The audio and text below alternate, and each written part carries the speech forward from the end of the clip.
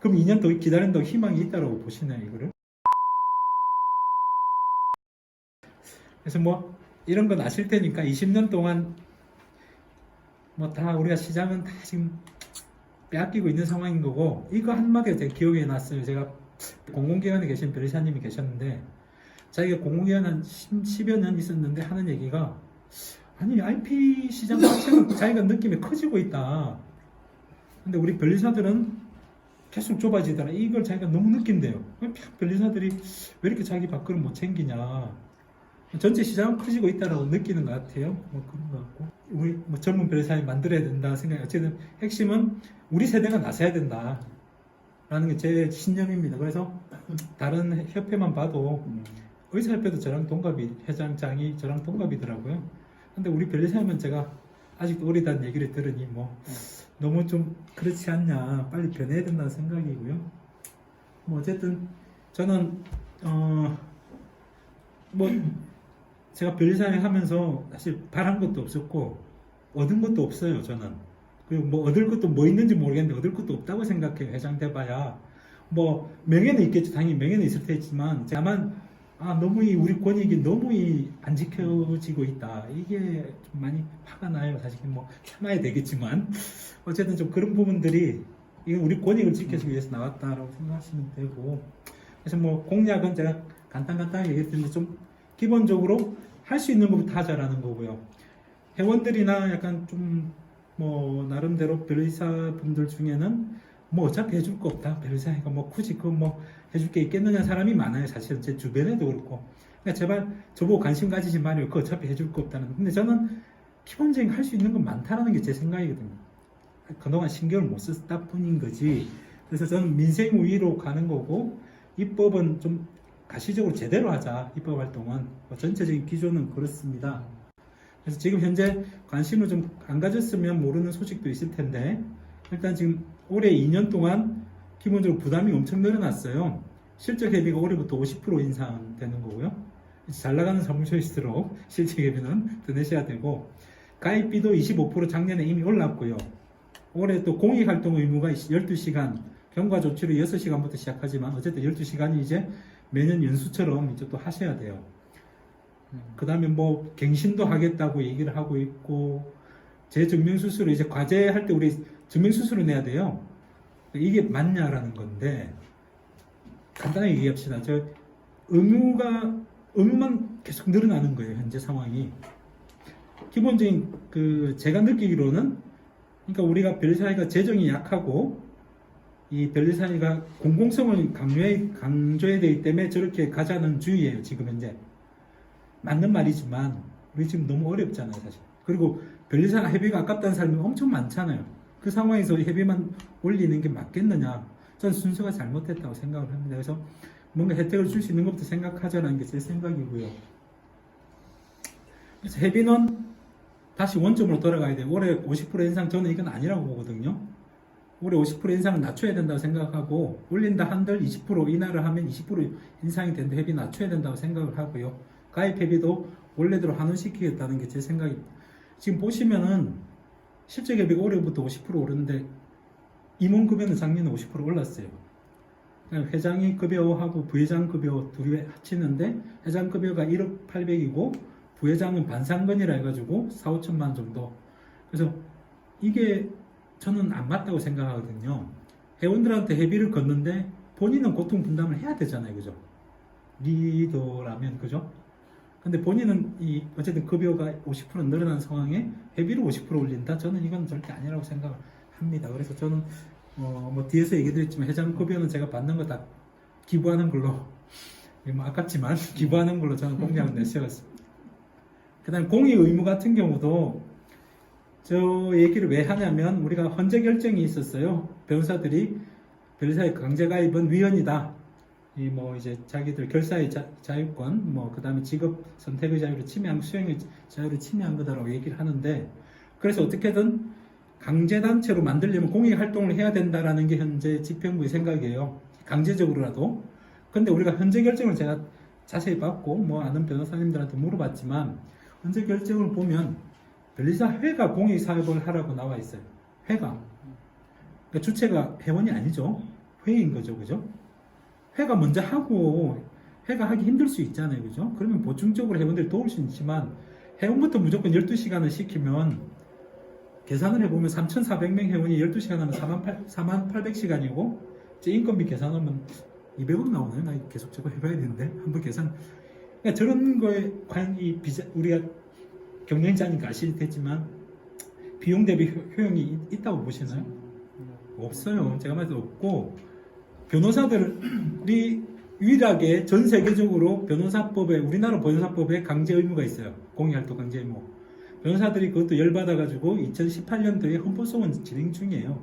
오히려 시대적으로는 지금 흐름 자체는 공익활동은 자발적으로 하는 거지, 유럽이든 어디든 다 자발적으로 하지 강제하는 데는 없어요. 근데 이게 지금 우리가 잘못 가고 있다라는 거죠. 현재. 이게 저는 이 흐름을 빨리 깨야 된다고 생각을 하고요. 뭐 공약 중에 제가 뭐 여러 가지가 있지만 당장 할 수 있는 것부터 하겠다라는 건데, 지금 가만 생각해 보면 이제 저랑 비슷하게 저보다 먼저 시작하셨죠. 권력을. 그렇죠. 제가 38기인데요. 네, 그렇죠. 그죠? 그렇죠. 비슷한 시기. 그때하고 지금 비교해 보면 그때 당시면 사실 갑질이라는 게 거의 뭐 그렇게 많지 않았어요, 사실. 그죠? 근데 지금은 정말 우리 많은 변리사들이 이 갑질과 불공정에 노출되어 있거든요. 저는 실제 경험이고, 제가 뭐 대학교 상단하고 하다가 이제 뭐 해지 계약을 받고 봤는데 미수금이 1억이에요. 1년 넘어가고 뭐 이런 금액들이 1년 넘은 금액도 많고, 다른 데 근데 전 돈을 냈는데 우리보다 더 많아요. 1, 2억이 1, 2년. 근데 그 18개 특허 사무소 중에 한마디 말을 못하는 거예요. 돈 달라고. 이게 정상적인 건 아니잖아요. 이거 공정거래에 반하는 거거든요. 이거는 법에 반하는 건데, 이런 거에는 변리사회가 개입을 안 하잖아요. 그죠? 개입해달라 얘기를 하면 뭐 신고 절차를 거쳐라, 일단 관심이 없는 것 같아요. 이 갑질은 우리가 이 업계는, 이거는 변리업계뿐만 아니라 어느 업계도 이런 게 별로 없어요. 우린 더더구나 선납이잖아요. 해외 출원 같은 선납. 그럼 내 돈이 1, 2년 묶이는데 한마디 말도 못한다는 건 있을 수가 없다라는 거고, 개인이 하기 힘들잖아요. 그럼 해가 나서야 되는 거고, 미수금뿐만 아니라 우리 이 공공기관에 일할 때 엄청 많이 당하잖아요. 사실 우스갯소리를 하는 얘기 많잖아요. 참여율 100%니까 전화도 못하게 한다든가, 전화만 받아도 뭐 위반이라든가. 저는 어떤 경우가 있었냐면, 과제가 끝나고 났더니 산출물에 대한 계약서는 없어요. 인쇄를 1000페이지 되는 뭐 인쇄를 뭐 10부? 인쇄비만 몇백만 나와요. 그걸 해오라는 거예요. 아니, 클라이언트도 필요 없다는데 굳이 공공기관에서 필요하다고. 이런 것들은 어떻게 대처해야 되나, 우리가? 개개인은 못해요. 이런 것들 신고, 어쨌든 해가 먼저 나서야 돼요. 그러니까 회원들 신고를 기다릴 게 아니라, 그냥 제가 왜 나서냐면, 저는 그런 사실을 인지를 하고 있다. 그러니까 리더가 인지하고 있냐 안 하냐고 차이는 하늘과 땅 차이예요. 리더가 문제점을 인지하고 있으면 빨리빨리 추진이 되지만, 경험이 없는 리더를 설득시키려면 그게 추진이 늦어질 수밖에 없어요. 그래서 제가 이런 갑질에 대해서는, 대기업은 얼마 전에 대기업도 문제가 있었는데, 대기업도 많죠. 해외 대리인 지정해놓고 갑자기 이 커멘트 비용이 많이 나오면 왜 이렇게 많이 나와서 우리 보고 그러잖아요. 자기가 지정해놓고는. 그리고 어디는 물어봤더니 러시아에 출연했는데 등록증 수수료 뭐 해서 몇십만 나온 거, 그거는 아니 변리사 보고 우리 보고 부담하래요. 우리가 전혀 생각할 수 없는 비용이잖아요. 이거는. 그런 식의 갑질들이 많다면 다 불공정 행위예요. 근데 아무도 신경 안 쓴다는 거고, 저는 이런 거부터 해야 되는, 20년 전이랑 지금 달라져서 이런 갑질들을 대응을 못하면 우리는 진짜 계속 밀리는, 아무 말도 못하는 상황이에요. 저는 제가 이런 것들을 하려고 하는 거고, 그 다음 뭐 우리도 평가할 수 있는 시스템을 만들겠다는 건데, 쉽게 얘기 드리면 변협도 지금 검사 평가하고 우수 법관 평가를 해요. 얼마 전에 지금 뉴스 한번 보시면 아시겠지만 우수 검사로 선정된 사람들이 청와대에 대거 중용됐다고 하거든요. 그런 어떤 영향력이 있어야 되는데, 제가 봤을 때 심사관이나 심사라든지 심판관, 뭐 공공기관, 뭐 넓게는 대기업까지 우리도 평가할 수 있는 시스템이 충분히 있거든요. 그러니까 제가 딱 만나서 대화를 해보면 공무원들이 제일 겁나는 건 그런 거예요. 공개되는 거, 자기들의 어떤 품질이라든가. 물론 그게 꼭 굳이 이렇게 그런 어떤 그런 용도가 아니더라도 우수한 심사관들은 우리가 수상을 해야 우리가 나름대로 우리를 신경 쓸 거잖아. 그러니까 이런 것들을 해야 되는데 안 한다는 거. 하자고 하면 왜 안 하는지 모르겠네요. 뭐 그렇고, 이거는 그냥 뭐 여러분도 혹시 아실 텐데 우리나라에 왜 이런 걸 방치하고 있는지, 제가 중국에 갔다가 좀 더 인식을 한 건데, 우리가 지금 코리아 패싱이 많이 발생해요. 뭐 삼성전자하고 LG전자뿐만 아니라 많이 발생하는데 아무도 얘기를 안 하잖아요. 제가 중국에서 느끼는 중국 대리인들 저거 물어보니까 자기들이 그런 뭐 비밀보호 심사제, 그러니까 출원을 강제하는 건 아니지만은 어쨌든 해외 출원할 때는 사전에 허가받게 돼 있어요. 출원하거나 이러면은 뭐 4개월, 6개월 내 이 심사를 받게 돼 있어요. 우리나라도 있어야 된다 생각하는데 이거는 우리 뭐 민생하고도 관련될 수 있지만 우리 국가적인 차원이란 말이죠. 기업이 반대할 수 있겠죠. 어쨌든 그래도 한번 추진을 해봐야 된다 생각을 해요. 이미 중국이 미국이 있기 때문에 이런 제도는 필요한데 제가 공약에 넣어봤습니다. 그다음 뭐 비변리사들은 지금 시장 자체가 뭐 우리가 잘 아시겠지만 이미 이 비변리사 선행기술조사 업체나 정보조사 업체들이 매출이 엄청날 거예요. 그러니까 이거를 제가 얘기를 하면 이 지금 집행부들 뭐 성과를 얘기를 하는 게 비변리사 많이 잡아냈다고 하는 다 개인들이에요, 개인들. 사실 거기는 낮은 데잖아요. 실제로는 우리 시장 많이 뺏어간 데는 그 업체들이잖아요. 컨설팅 업체들, 선행조사 업체들. 여기에 대한 대응이 필요한데 매번 하는 얘기는 법적으로 고발할 근거. 아니, 꼭 고발이 우리의 유일한 수단은 아니잖아요. 물론 이제 또 변호사법에 의해서 고발할 수도 있어요. 근데 뭐 변호사법으로 고발하는 건 최후의 수단이더라도 여러 가지 수단을 그들의 품질이라든지 태생적인 문제라든지 알고 계시잖아요. 업체들 알고 계시죠. 그런 부분에서 이 일을 제기하는 게 중요하다고 생각하거든요. 근데 그런 작동이 없어요. 이런 비변리사들이 계속 시장은 커져가고 우리는 자꾸 줄어들고 있는 거고요.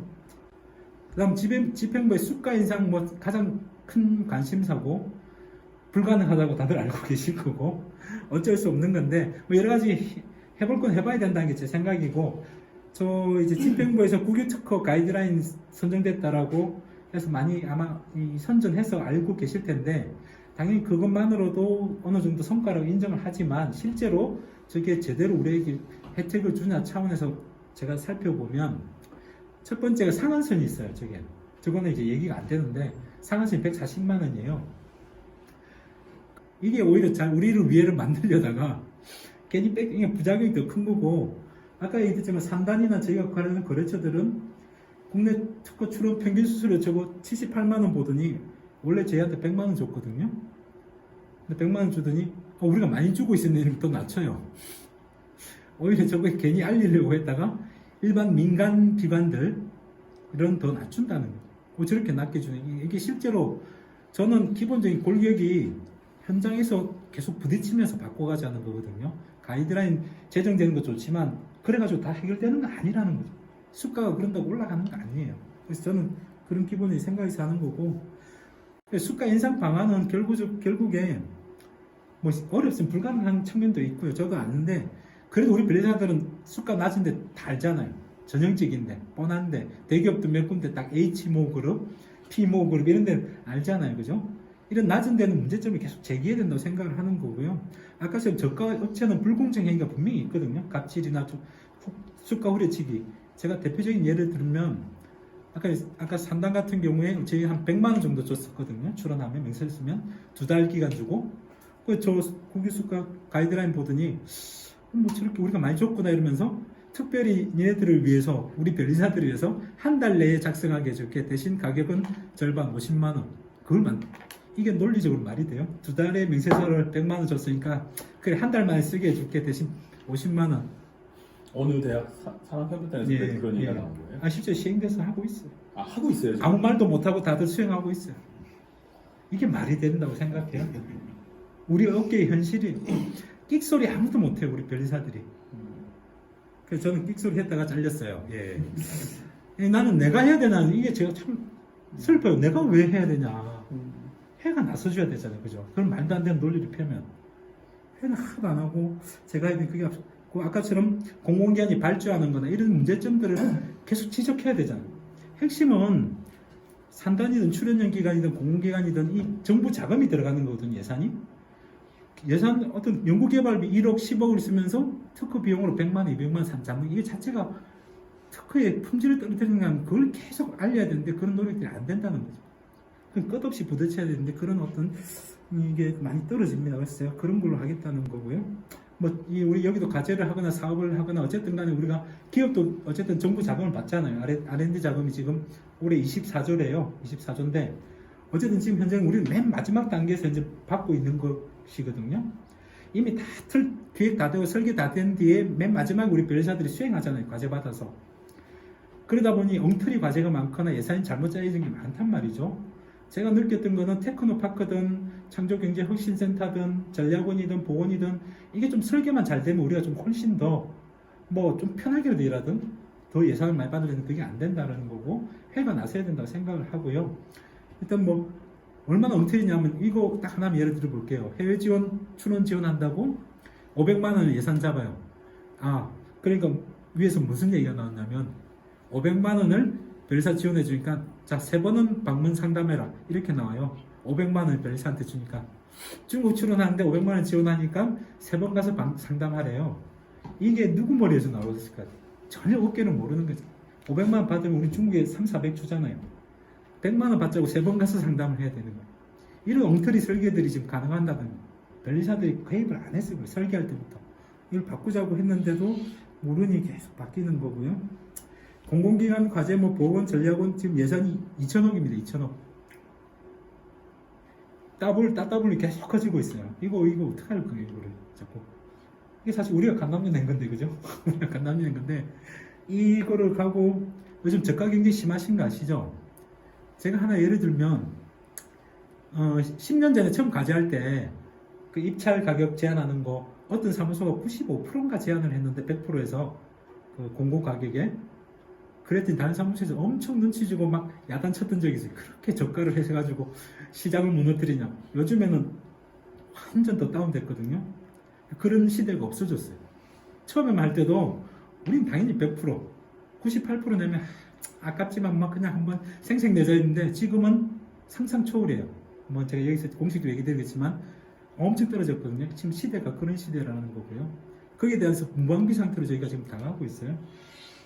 우리가 단합은 하면 안 되지만 우리가 서로 간에 할 텐데 이 정도는 받아야 우리가 할 수 있는 그게 안 된다는 거예요. 그래서 뭐 이 전략원 과제만 예를 들어도 여기 보시면 사업비가 1억이거든요. 과제 단가가 1억. 근데 우리 변리사들이 여기 해보셨는지 아시겠지만 우리는 6,600만 원 세금 포함해서 그럼 나머지 금액 어디 갔을까요? 뭐 이상하네. 이 생각을 해야 되는데 그죠?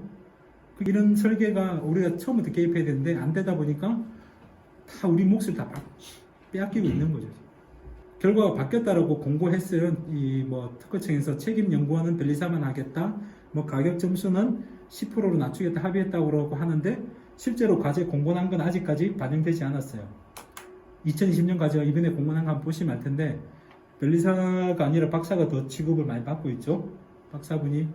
이게 하나도 안 바뀌었는데 이게 왜 안 바뀌었냐니까 지평부에서는 자기들이 뒤통수 맞았다고 그래요. 특허청이 합의하고. 그럼 아니 물론 특허청이 잘못 뭐 합의했는데 어기했으면 특허청이 잘못 특허청 핑계는 저기 지식재산보호협회? 비변리사 단체 있죠. 서비스협회? 거기서 반대를 해서 뭐 안 된다나 뭐 이랬대요.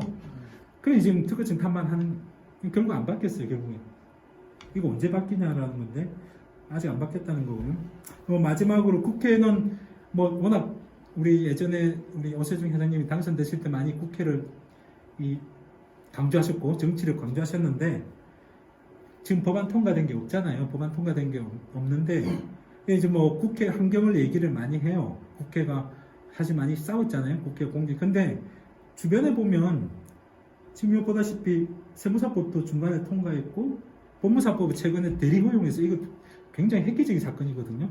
변호사 이외에 파산 회생 관련해서 이제 이게 허용됐어요. 법무사법. 우리는 그러면 우리는 왜 이렇게 됐냐 생각을 해봐야 되는 거잖아요. 저게 결정적인 저는 그래 생각해요. 국회의원 100번을 만나도 명분이 제대로 쌓여야 국회의원들이 오케이 해주지. 아니 그 많은 변호사들이 승복하겠어요?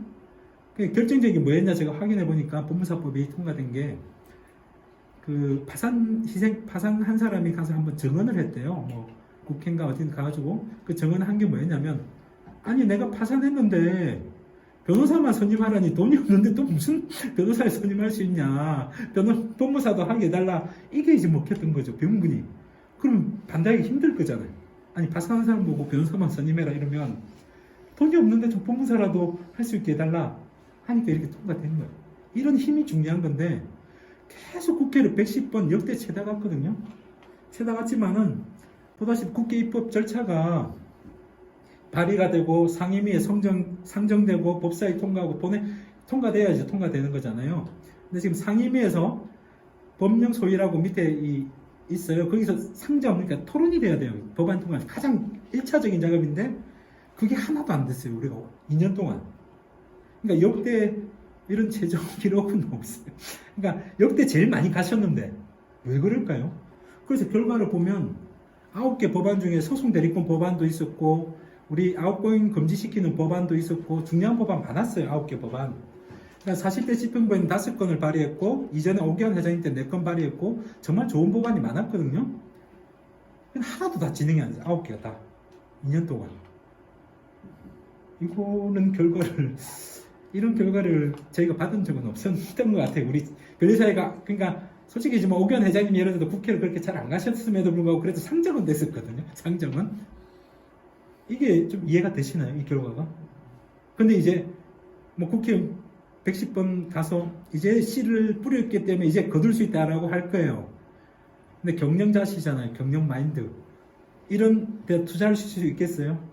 자, 우리가 아까 좀 임원급여는 50% 올랐어요. 1억 5천. 그 국회 활동한다고 G90으로 차도 업그레이드 했어요. 그러니까 우리가 지금 예산이 엄청 들어가는 거예요. 국회 활동하는데. 그럼 입법 결과는요? 2년 동안. 그럼 2년 더 기다린다고 희망이 있다고 보시나요, 이거를? 여러분들 경영 마인드 가지고 생각하면 여기다 2년 투자하시겠어요? 2년 동안 성과가 이렇게 나왔으면? 상식적으로 판단하면 돼요. 우리가 경영자시니까 더 비즈니스 마인드에서 판단하시면 되는 거예요. 그래서 하나 예를 들면 이것만 봐도, 그러니까 이게 이 변리사법 2조가 우리 감정 업무하고 상담 업무 독점할 수 있는 걸 법안에 올렸어요. 이 변리사법 2조를. 보다시피 이게 욕심을, 그러니까 몇 개월을 어쨌든 집행부가 고생했어요. 고생해가지고 국회의원 통해서 법안을 발의했는데 보다시피 반대하는 세력을 보세요. 법안이 잘못 올라가니까 전술적으로도 실패한 거예요. 문체부, 관세청, 공정위, 변협, 법무부 이 반대 세력인데 이 법안이 통과가 되겠어요 이게? 상정도 안 됐어요 이게 또 소위에서. 반대단체가 저래 많으면 아예 힘들어요. 명분이 있으면 또 모르겠지만 명분도 없이 저렇게 국회의원하고 친분이 있다 저게 통과가 되겠냐고. 저런 게 있어 우리의 이때까지 현실이었다는 거고. 그래서 우리가 이 국회 활동을 보면 그냥 간단하게 고영희 회장님만 생각해 보세요. 고영희 회장님만. 고영희 회장님이 그래도 반은 절반의 승리를 했잖아요. 그죠? 우리가 그나마 그때하고 지금 비교해 보면 이 성과가 확 눈에 차이가 나죠. 고영희 회장님 때는 어쨌든 본회까지 통과됐잖아요. 근데 오기환 회장님 39대 때는 상정은 됐지만 상임위도 통과를 못했고 40대 집행부는 상정조차 안 됐어요. 이 법안들이. 고영희 회장님하고 제가 만나서 직접 물어봤어요. 이게 비결이 뭐였냐. 본인도 해당되기 전에 국회의원 안 사람 한 명도 없었어요. 하지만 이제 취임되자마자 이원업 의원, 이상민 의원 찾아가서 어쨌든 1년 안에 자기의 친분을 만들고 명분을 만들고 그 강한 힘으로 상정을 시키고 그때 우리 왜 서명운동 했었잖아요. 우리 엄별사님이 열심히 했던 그게 뒤집어가지고 변협 반대에도 그렇게 통과시킨 거죠. 이런 어떤 유기적인 역할, 이 진짜 집중적인 활동이 돼야 되는데 그게 아니고서는 힘들어요.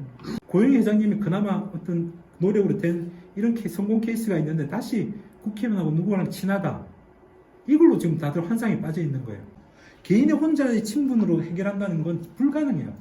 그런 어떤 우리 이 전체 네트워크가 있단 말이죠. 그걸 활용해야 되는 거고, 그 다음 명분을 쌓아야 돼요. 아까처럼 그런 어떤 획기적인 명분이 있어야만 반대를 못해요, 국회의원들이. 그 뭐 부끄러운 얘기지만 어쨌든 제가 회의에 뭘 기여할 수 있을까 싶어서 제 회장이 된다면 급여는 다 기부하는 걸로 공약을 내세웠습니다. 뭐 아까운 돈이긴 하지만 제가 뭐 저 돈은 안 받아도 살 수는 있고, 그 다음에 지금 해가 재정이 없는데 그 회장이 돈을 많이 가져간 전 상식은 납득이 안 돼요. 그래서 어쨌든 다 기부하는 걸로 저는 공약을 내세웠고요. 그 다음에 뭐 지금도 이것도 지금 제가 얘기하고 있는데 집행부에 계신 분들이나 어쨌든 이 선관위에 계신 분들이나 이 투표권 관련해서 계속 안 들어주네요. 그러니까 이게 70년 전 방식인데 안 바뀌어요. 그래서 투표하려면 우리 잘 아시죠? 아침 윤리 연수, 그 다음에 축하 인사, 국회의원 뭐 축하 인사, 뭐 인사 말씀 이렇게 쭉 듣다 보면 점심 시간도 한 1시 돼서 시작하고 제가 2년 전에 출마했을 때 1시 반인가 됐어요. 투표 하는 거예요. 이게 아니 그러면 투표를 하려면 자 우리가 몇 시간을 해야 되나요? 이게 불가능해요. 투표율이 26%라는 건 정말 부끄러워해야 돼요. 우리가 전문가 단체 중에 가장 적은 단체잖아요. 인원수가. 아니 70%가 돼도 좀 아쉽다 할 때 해야 될 텐데 26%라는 건 안 된대. 그래서 제가 이번에 어떻게든 바꿔달라고 2년 전부터 얘기해 왔거든요. 투표 시간 3시간만 보장해달라고. 2시간, 시간만이라도 정해달라. 지금 양보해가지고 투표 시간을 사전에 알아야 회원들이 올 거 아니냐. 그랬더니 첫 번째 이슈가 회원들 투표만 하고 가면 뭐 성원이 안 된다라는 얘기를 많이 해요. 투표만 하고 가면 사람들이 남겠느냐.